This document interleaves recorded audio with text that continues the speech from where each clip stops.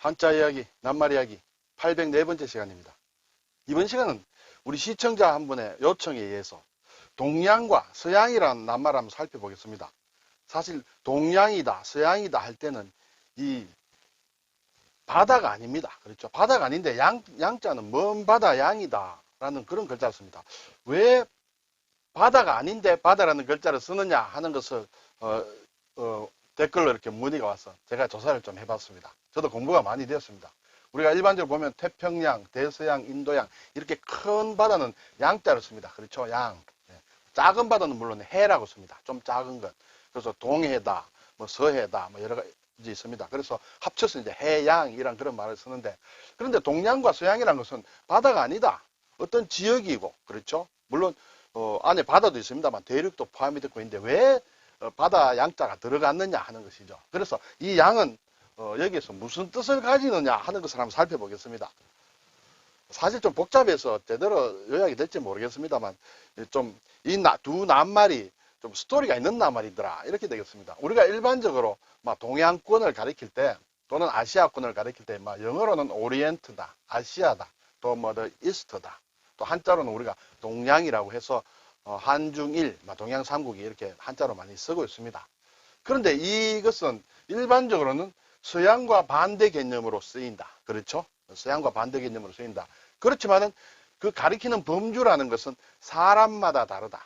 글쎄요. 사람마다 다르다면 좀 어폐가 있겠습니다만 시대별로도 좀 변해왔고, 그리고 학자들마다 또는 학문 분야마다 조금씩 다르다는 것을 우선 염두에 두고 지금도 좀 그런 경향이 있다. 이렇게 볼 수 있습니다. 자, 우선 사전에서 동양이란 설명을 한번 보겠습니다. 유라시아 대륙의 동부 지역이다. 그렇죠? 아시아의 동부 및 남부를 이루는데 한중일, 인도, 미얀마, 타이, 인도네시아 등이 포함된다. 또 다른 사전에는 동쪽 아시아 일대, 중국과 인도의 문화권에 속하는 대부분의 아시아 지역이다. 이런 설명을 보면 이 양이라는 것이 왜 큰 바다 양이 들어갔느냐라는 것은 설명하고 있지 않습니다. 그렇죠? 이 한자는 간단한 한자이지만 사실은 오랜 기간 오면서 의미가 점점 이렇게 확대가 되고 있다. 그런 것을 우리가 알 수 있습니다. 한자에는 그런 경우가 있죠. 자, 그러면 이제 국어사전에서 서양은 어떻게 설명하느냐 하면 유럽과 남북 아메리카의 여러 나라를 통틀어 이루는 말이다. 네, 아메리카까지 들어갑니다. 네. 자, 그리고 동양이라 불리는 아시아에 대립되는 유럽을 일컫는 말이다. 그렇죠. 동양과 서양이 이제 대립이 된다. 그리고 여기에는 서양이란 낱말에는 어떤 지리적인 것뿐만 아니라 서쪽이란 지리적 개념 이외에 유럽에서 발달한 자유시민사회, 자유민주주의라 할까요? 그리고 합리적인 문화 등을 가리키는 문화 개념으로도 쓰인다. 서양이라 하면 단지 지역, 지리만 가리키는 것은 아니다. 이런 문화 개념이 들어가 있다. 그리고 여기에서 아메리카가 들어갔지만 미국이나 오스트레일리아, 호주지요. 호주 등도 포함이 될 수 있다. 서양이다 할 수 있다. 그렇지만은 이것이 여러 학문 분야에 따라서, 학자에 따라서, 시대에 따라서, 나라에 따라서 이것이 좀 범주가 변한다는 것이에요. 네. 자, 그럼 이 동양이란 한자 낱말, 지금 우리가 살피고자 하는 것은 동양이란 한자 낱말에 왜 양이 들어갔느냐 하는 것을 이제 목적으로 두고 그걸 살펴보는데, 우선에 중국의 입장에서 이 낱말이 어떻게 취급되어 왔느냐, 변화되어 왔느냐는 걸 보겠습니다. 첫째, 본디 원래는 광저우 동쪽 바다를 지칭하는 것이었다. 바다를 지칭하는 거, 바다. 네, 땅도 아니고 바다입니다. 왜냐하면 이 양자가 큰 바다 양이기 때문에 그렇죠. 그래서 송나라 때, 중국의 송나라면 지금은 상당히 오래됐죠. 그때 이제 광저우에서 수마트라, 동부를 연결하는 동쪽 바다를 그때는 동남해라고 했다. 중국의 입장에서 볼 때는 동쪽과 남쪽에 있으므로 동남해라 했는데 이것이 원나라 시대에 와서 동양으로 바뀌었어요. 바다 이름이, 바다를 지역적인 것이. 그러다가 명나라에 와서는 광동과 보르네오를 연결하는 동경 114도선의 동쪽 바다를 동양이라고 했다는 것이죠. 이제 이렇게 조금씩 이제 위치가 변합니다. 바다를 가리킵니다. 그래서 보면 14세기 중반의 문헌, 중국의 문헌에 보면 보르네오 동쪽은 동양이다, 바다입니다. 그리고 인도 차이나 반도에서 인도 쪽은 서양이다. 이렇게 이제 문헌에 나온다는 것이죠. 일단 여기에서 이런 말은 나옵니다. 그렇지만 아직은 바다를 가리킵니다. 그리고 이제 17세기 되면 중국의 또 동양열국이다. 또는 서양 열국이다라는 이런 낱말이 이제 나온다고 합니다. 그래서 이때는 14세기 문헌에도 나오듯이 단순히 동양이다, 서양이다 하는 것은 해역의 바다의 위치죠. 해역의 동쪽이냐, 서쪽이냐를 표시하는 말이었다. 그렇죠. 이때까지만 해도. 자, 그러면 이제 지금 우리가 생각하는 아시아, 오리엔트, 뭐 이런 것을 뜻하는 동양으로는 어떻게 바뀌느냐 하는 것은 이제 서구 열강이 이제 아시아 쪽으로 들어옵니다. 그래서 중국과 접촉이 증가하게 되죠. 그래서 이때 서구 열강을 이제 서양으로 표기를 하게 되는 것이에요.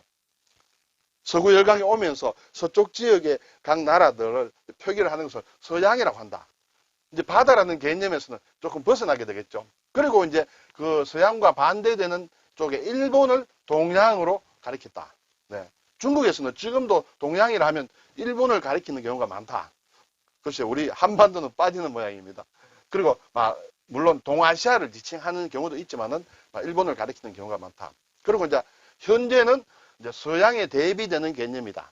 지리적으로뿐만 아니라 사실은 문화적인 의미에서도 이제 어쨌든 서양과 대비되는 개념으로 쓰이고 있다. 그렇지만 지역적으로는 대체로 터키 동쪽의 아시아 전체를 동양이다라는 의미로 쓰고 있다. 이렇게 보면 되겠습니다. 그렇지만 이제 예를 들어서 역사학 분야에서 어떤 동쪽과 서쪽을 비교한다 할 때는 동양, 서양이란 말보다는 서방이다, 동방이다 하는 이러한 낱말을 쓰는 경우가 많다. 이렇게 제가 조사한 기록에는 그렇게 나와 있습니다. 자, 그러면 이제 이 동양이라는 한자 말을 일본에서는 어떻게 말하자면 변천이 되어 왔는가라는 것을 살펴보겠습니다. 19세기 중반까지는 중국의 용례, 앞에서 말씀드린 그 중국의 용례를 기준으로 따랐다. 이렇게 되겠어요. 쉽게 얘기하면 일본의 에도 시대에 해당하는 것인데, 그래서 중국의 남해로 나가는 항로의 동쪽을 지칭했다. 네, 앞에서 나왔습니다. 예. 그리고 보면 이제 1698년에 일본의 지도에 보면 이런 말이 나옵니다. 소동양이다. 대동양이란 표현이 나온다. 이것은 이제 소동양은 북태평양 쪽이다. 그리고 대동양은 미대륙의 동쪽이다. 이렇게 되어 있습니다. 어쨌든 이때도 바다를 가리키는 겁니다. 동양이란 말은. 예. 그러다가 이제 막부 말기에 되면 이런 영어권에서 퍼시픽 오션이라든지 어틀랜틱 오션이라는 이제 영어가 이제 들어오는 것이죠.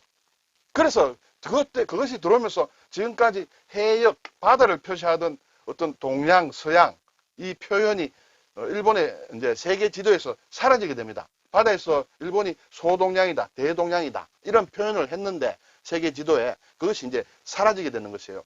실제적으로 큰 바다라는 개념들이 들어오면서 이걸 이제 한자로 결국 번역을 하다 보면 지금 태평양이다, 대서양이다 이런 개념이 들어와서 그렇겠죠. 이 한자로 지금까지 바다를 표시하던 동양, 특히 대동양, 소동양 이런 것이 이제 싹 지도에서 사라진다.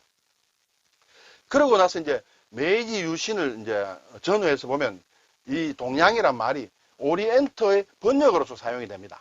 네, 그래서 이 오리엔트라는 것은 어디냐 하는 것은 지역적으로 보면 유럽이 기준이 되어서 터키 동쪽의 전체를 이제 오리엔트라고 하는데 그것을 일본에서 동양으로 번역을 해서 사용한 것이죠.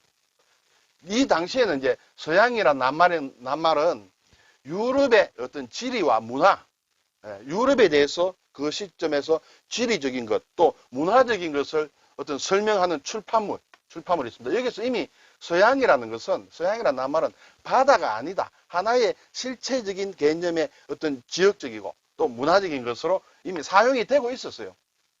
네. 그래서, 이미 서양이란 말이 책에는 출판물에는 사용이 되었기 때문에 오리엔트를 번역하면서 동양으로 번역했다는 것이죠. 그래서 이제 이 이후부터는 점차 동양이란 낱말이 서양에 대응하는 용어로서 사용이 되었다. 그 안에는 이 서구와 다른 문화 지역이다. 우리 지역은 서쪽 서양이라고 하는 것과는 다른 문화권이다라는 것을 나타내기 위해서 이제 동양이라는 것이 됐다. 이렇게 됐어요. 좀 복잡하지만 결론적으로 얘기를 하면 개념이 확대되어 왔다는 것이에요. 처음에는 지리적인 개념이었다가 나중에 문명, 문화의 어떤 개념으로 이렇게 이 낱말이 확대가 되어 온 것이에요. 이 한자말 동양이라는 것이. 처음에는 단순히 바다를 가리켰다. 그렇죠? 단순히 바다를 가리키는 낱말이었는데 이것이 이제 어떤 지역을 가리켰다. 네. 지역을 가리키면서 그리고 나중에는 이제 서양과 대립되는 어떤 문화다, 문명이다. 그것에 우리의 총화라고 할까요? 전체적으로서 우리는 동양이다, 동양권이다. 이제 이런 말이 생겼다. 이렇게 되는 것이죠. 그래서 결국 결론적으로 말씀을 드리면 동양이란 낱말은 상당히 오래전부터 중국에 있었는데 단지 바다를 가리키다가 또는 지역을 가리키다가 이제 문화권을 가리키는 그런 낱말로 개념이 확대돼서 와서 지금 우리가 그러한 동양의 양, 바다가 아니면서도 큰 바다 양자를 쓰는 이유가 개념이 확대되어 왔기 때문에 그렇다. 이렇게 말씀을 드리겠습니다. 자, 그러면 조선의 경우는 어떻게 됐느냐? 제가 사실 뭐 조사하려고 해도 별로 할 수 없었는데 조선의 경우는 독자적으로 이 동양권이다, 서양이다, 어떤 지리적이다, 뭐 이런 것을 독자적으로 갖지 못하지 않느냐. 중국에서 개념하는 것 또는 일본에서 개념하는 것들을 우리가 그대로 가져다가 그때그때 맞춰서 썼지 않느냐. 막 그런 생각이 듭니다. 좀 아쉽습니다만. 자, 그러면 이제 동양이다, 서양이다에 대한 유럽의 시점은 어땠느냐? 어떤 낱말로 볼 땐, 유럽에서는 오리엔트와 옥시덴트로 나누었다. 이렇게 되겠죠. 오리엔트는 이제 해가 뜨는 곳을 뜻하는 라틴어에서 온 것이다. 그리고 이것은 유럽에서 볼 때는 근동을 얘기했다. 근동, 가까운 동쪽이다. 유럽에서 가까운 동쪽, 이 먼 동쪽은 빼놓고. 그래서 오리엔트라는 것은 사실은 기본적으로는 유럽의 근동이다. 지금의 아시아 서쪽에만 해당이 된다. 그리고 특별히 유럽에서 서양사를 취급할 때는 고대 이집트와 메소포타미아를 또 가리켜서 오리엔트라고 했다는 것이죠. 어쨌든 이것이 이제 나중에 우리 동양권으로 오면서 한자로 동양이란 말로 바뀐다. 이렇게 되겠죠. 그리고 옥시덴트라는 것은 이제 해가 진다는 뜻이에요. 네. 이 두 낱말이 사실은 유럽에서 만든 유럽의 낱말인데 왜 자신들은 해가 진다라고 했고 저 먼 곳은 해가 뜬다고 했을까요? 우리가 생각하기에는 해가 뜨는 것이 더 좋을 것 같은데 뭐 어쨌든 예전부터 그런 인식이 있었다 이렇게 볼 수 있겠죠. 그런데 해가 진다는 뜻의 옥시덴트를 왜 서양이라는 한자말로 표기가 됐느냐? 물론 한자로 표기되기 위해서는 막 중국이나 일본의 문헌에 이제 표기가 되기 위해서 그렇게 한자가 어쨌든 표기가 돼야 되지 않겠습니까? 그런데 왜 그것이 서양이라는 한자로 표기가 됐느냐 하는 것은 그때 당시에 마테오 리치라든지 이런 여러 선교사들이 왔을 때 인도 서쪽을 대서양으로 표시를 했다는 것이죠. 인도 서쪽에. 지금의 뭐 인도양까지 포함이 된다고 이렇게 보겠죠. 여기에서 대서양이 서양이란 것으로 변했다. 그래서 서양이란 낱말이 생겼고 그 서양이란 낱말이 지리뿐만 아니라 문화 지역의 총체로 바뀌면서 동양이란 낱말도 어떤 지리적인 것에서 어떤 문화권을 의미하는 것으로 이제 같이 바뀌고 서양과 동양이라는 낱말이 지금까지 유지되고 있다. 이렇게 볼 수 있겠습니다. 자, 그리고 이제 우리가 보는 오리엔트와 아시아, 그렇죠? 우리 동양을 뜻하는 오리엔트와 아시아라는 것에 대해서 잠깐 더 살펴보면 이 동양이라는 것이 오리엔트의 번역으로 이제 사용이 되었다고 했습니다. 그렇죠? 그런데 사실은 오리엔트라는 것은 원래 서아시아 지역만 했다. 앞에서 이제 봤습니다. 유럽에서 근동, 유럽에서 봐서 가까운 동쪽, 아시아의 서쪽만을 지칭을 했는데 근대 이후에 이제 시간이 되면서 좀 비하하는 뉘앙스를 동양 쪽을 이렇게 좀 낮춰보는 막 그런 뉘앙스를 만들어서 지금에서는 오리엔트보다는 현재 아시아라는 낱말을 주로 사용한다. 이렇게 볼 수 있습니다. 물론 이스트라는 그런 것도 포함이 될 수 있겠죠. 그래서 오리엔트라기보다는 주로 동양권은 우리가 아시아를 많이 얘기한다. 이렇게 되겠죠. 자, 그리고 이제 양이란 큰 바다 양이란 글자 딱 하나만 놓고 볼 때 제가 사전을 찾아보니 일단 두 가지로 볼 수 있습니다. 첫째는 일부 명사 뒤에 붙어서 넓은 바다를 뜻한다. 그렇죠. 원래 뜻 그대로예요. 그래서 대서양, 태평양, 인도양, 5대양, 6대주 할 때는 이 양자가 그런 의미로 쓰이지만은 일부 명사 앞에 붙어서 사용할 때는 서양의 또는 외국에서 들어왔다는 그런 뜻을 가진다. 양이라는 것은 동양에도 붙고 서양에도 붙지만 양 하나만 놓고 볼 때는 보면 서양을 가리킨다. 또 외국에서 들어온 것이다. 우리 동양권에서 볼 때 외국에서 들어온 것이다. 동양이란 의미는 없다는 것이에요. 그래서 이 양이 붙는 게 많이 있죠. 뭐 양담배다, 양철이다, 양복이다, 양탄자다, 양행이다. 양행이란 이제 서양식 가기를 뜻하는데 다 양자만 붙으면 이렇게 양담배 하면 동양담배가 아니다는 것이죠. 양복하면 동양양 옷이 아니고 서양이다. 그래서 일반적으로 양은 한자 문화권에서 우리나 중국이나 일본이나 다 서양을 가리키는 글자로 사용된다. 그리고 이제 서양 쪽을 가리키는 한자 낱말이 몇 개 있죠. 구라파라는 낱말을. 뭐 우리는 지금 많이 쓰지 않습니다만은 뭐 얼마 전까지만 해도 사실 좀 많이 썼습니다. 이것은 유럽이란 말을 이제 한자음을 표기한 거다. 물론 유럽이란 말 자체는 막 그리스에서 왔다. 이렇게 볼 수 있겠죠. 또 서구라고 합니다. 서쪽 구라파라는 얘기를 얘기하죠. 서유럽 또는 서구라파 이렇게 되겠습니다. 반대는 물론 동구라고 하죠. 동유럽, 동구라파를 줄여서 이제 동구하고 서구 이렇게 얘기합니다. 그리고 구미라고 할 때는 구는 유럽입니다. 그렇죠? 미는 미주 대륙이에요. 그래서 유럽 대륙과 아메리카 대륙을 합쳐서 구미라고 한다. 이렇게 되겠죠. 유럽과 미국을 가리킨다. 네.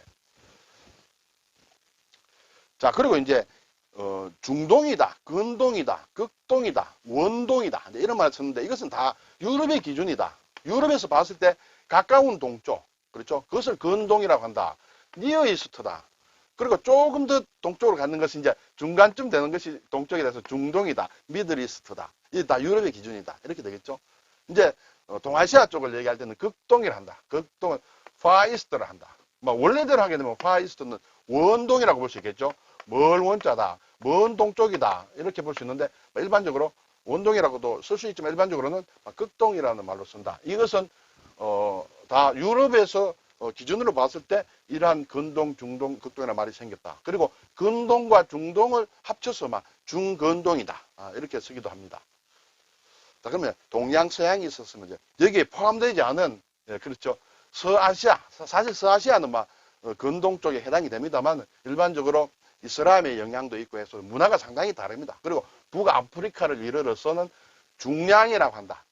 문화적, 사회적으로 독자성이 강하다. 그래서 동양과 서양과도 분명히 다른 문화권이기 때문에 중량이라고 한다. 이런 말 처음 듣는 분도 계실 겁니다만 사전에는 나옵니다. 이런 말이 있다는 정도만 한번 귀담아 들었으면 어떨까 생각이 됩니다. 오늘 동양, 서양, 바다도 아닌데 왜 큰 바다 양자를 붙었냐 하는 것은 처음 시작은 바다를 뜻했다. 그렇지만 그것이 바다에서 지역을 가리키고 또 문화권을 가리키는 낱말로 개념이 확대되어 왔기 때문에 그것이 남아있어서 그렇다. 이렇게 되겠죠. 그리고 이제 우리가 양자를 붙이면 다 서양 쪽을 의미한다. 동양 쪽은 의미하지 않는다 해서 그래서 양식이다 하면 서양식이라는 것이죠. 동양식이 아니라. 그리고 여기에 먹을 식자를 하면 이제 양식이다. 서양 이제 식사를 얘기한다. 이렇게 되겠습니다. 좀 복잡했습니다만 왜 양이 붙었느냐 하는 것을 한번 살펴봤습니다. 감사합니다.